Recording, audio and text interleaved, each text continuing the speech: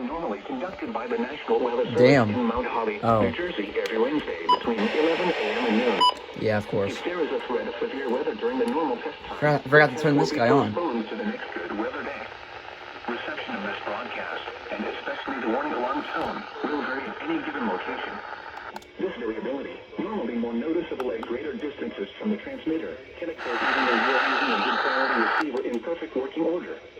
The warning alarm tone will be activated for hazardous weather watches and warnings for the following counties in Pennsylvania: Berks, Bucks, Carbon, Lehigh, Monroe, Montgomery, Northampton, High-Kent, Schuylkill, and in New Jersey, Hunterdon, Mercer, Morris, Somerset, Sussex, and Warren. This concludes the weekly test of NOAA weather radio hazards.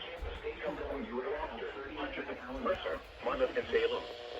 In Delaware, Kent and Newcastle, including Upper Delaware Bay. And in Maryland, Seahill, including Chesapeake Bay North of Falls Island. This concludes the weekly test of NOAA weather radio all hazards. Station KIH28 in Philadelphia, Pennsylvania. Thank you for listening. Southwest 5 to 10 miles per hour with gusts up to 25 miles per hour. Tonight. Here is the area weather summary. A warm front will live northward through our region this morning.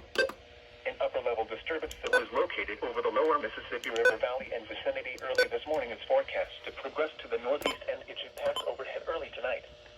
A cold front approaching from the west is expected to make it. I'll let you speak once.